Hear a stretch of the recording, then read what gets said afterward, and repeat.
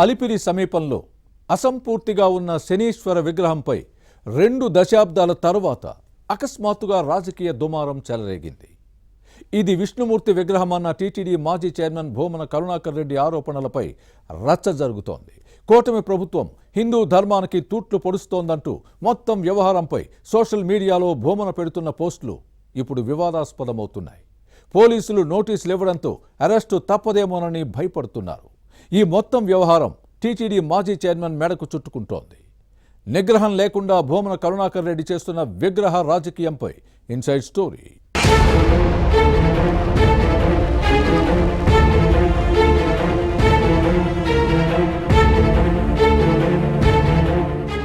తిరుపతి అలిపిరి సమీపంలో అసంపూర్తిగా ఉన్న శనీశ్వర విగ్రహంపై 2 దశాబ్దాల తర్వాత అకస్మాత్తుగా రాజకీయ దుమారం చెలరేగింది. ఇది విష్ణుమూర్తి విగ్రహమన్న టీటీడీ మాజీ చైర్మన్ భూమన కరుణాకర్ రెడ్డి ఆరోపణలు రచ్చకు కారణమయ్యాయి.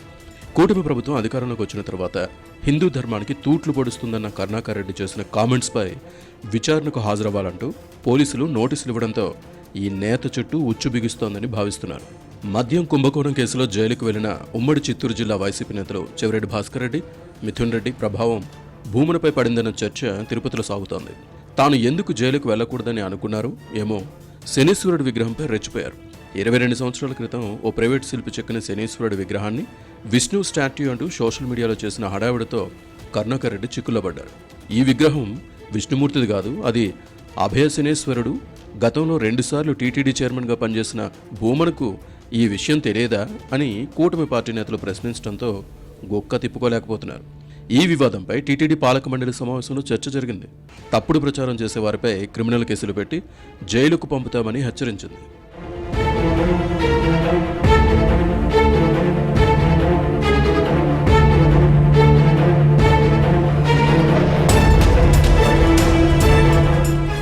కరుణాకర్ రెడ్డి విశ్వసనీయత లేని నేత అనే అభిప్రాయం పెరుగుతోంది. శనీశ్వరుడి విగ్రహంపై చేసిన విష ప్రచారం చెడ్డ పేరు తెచ్చిపెట్టింది. తమ మనోభావాలను భూమన దెబ్బతీశారంటూ భక్తుల నుంచి ఆగ్రహావేశాలు వ్యక్తమవుతున్నాయి. రాజకీయాలకు టీటీడీని వాడుకోవద్దని ఎంతమంది చెప్పినా కరుణాకర్ రెడ్డి తన తీరు మార్చుకోవడం లేదు. దీంతో శనీశ్వరుణ్ణి విష్ణువు అని చెప్పడం, అది టీటీడీ విగ్రహం కాకపోయినా ఈ ధార్మిక సంస్థదేనని వాదించి ఏరుకోరి కష్టాలు గొందెచ్చుకున్నారు. టీటీడీ శిల్ప కళాశాల ఇన్ఛార్జ్ గోవిందరాజులు అలిపిరి పోలీసులకు ఫిర్యాదు చేయడంతో కేసు నమోదైంది. ఈ నెల 18న విచారణకు హాజరు కావాలని నోటీసులు అందజేయడంతో 23 వరకు సమయం అడిగారు. ఈ వ్యవహారం భూమన మెడకు చుట్టుకున్నట్టేనని భావిస్తున్నారు.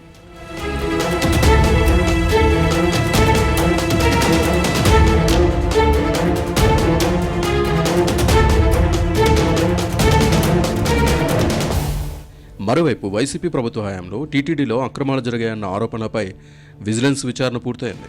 శ్రీవారి సేవలతో పాటు లడ్డూ ప్రసాదం తయారీకి ఉపయోగించే నెయ్యి, కిస్మిస్, యాలకులు, జీడిపప్పు కొనుగోళ్లలో అక్రమాలు జరిగినట్టు గుర్తించింది. అలాగే దర్శనాలు, శ్రీవాణి టికెట్ల జారీలో అవకతవకలు జరిగాయని తేల్చింది. వేళ్లన్నీ భూమన వైపే చూపిస్తున్నాయి. దీంతో ఈ నేతలో ఫ్రస్ట్రేషన్ పెరిగింది. సోషల్ మీడియాలో ఈయన పెట్టిన పోస్టులు వైరల్ అవుతున్నాయి. భూమన అక్రమ అరెస్టుతో వైసీపీ నోళ్లు మూయించలేరు. అక్రమ కేసులతో తమ నేత అరెస్టుకు సిద్ధమైన టీటీడీ విజిలెన్స్కు భూమన ఇంటి తలుపులు ఎప్పుడూ తెరిచే ఉంటాయని సోషల్ మీడియాలో పోస్టులు పెడుతున్నారు. కరుణాకర్ రెడ్డి తనయుడు భూమన అభినయ్ రెడ్డి వీటిని వైరల్ చేయడం ఇప్పుడు చర్చనీయాంశంగా మారింది. ఇలా పోస్టులు పెట్టడం వెనుక ఆంతర్యం ఏంటనే చర్చ జరుగుతోంది.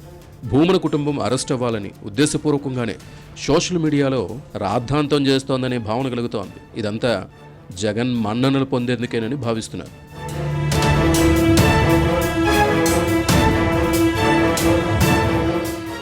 అయితే ఇప్పటివరకు భూమనపై ఎందుకు చర్యలు తీసుకోవడం లేదన్న ప్రశ్న వస్తోంది. కూటమి ప్రభుత్వం వైసీపీ పాలకుల మాదిరిగా కక్ష సాధింపు చర్యలకు పాల్పడడం లేదు. ఇది క్యాడర్లో అసంతృప్తికి కారణమవుతోంది. కూటమి ప్రభుత్వం ఏది చేసినా చట్టపరిధిలోకి లోబడే ఉంటుంది. అయితే కూటమి క్యాడర్కు ఓపిక నశించినట్టే కరుణాకర్ రెడ్డి వర్గానికి కూడా తొందర ఎక్కువ. తమ నేతను త్వరగా అరెస్ట్ చేస్తే మంచిదని భావిస్తోంది. అప్పుడు రాజకీయ రచ్చ చేయాలన్నది వీరి ప్లాన్. తనను అరెస్ట్ చేయాలని భావిస్తున్న కరుణాకర్ రెడ్డి కోరికను వెంకటేశ్వర స్వామి తీరుస్తాడా లేక శనీశ్వరుడు తీరుస్తాడా అన్న సెటైర్లు పడుతున్నాయి. ఈ మొత్తం వ్యవహారంలో ఏం జరుగుతుందో చూడాలి.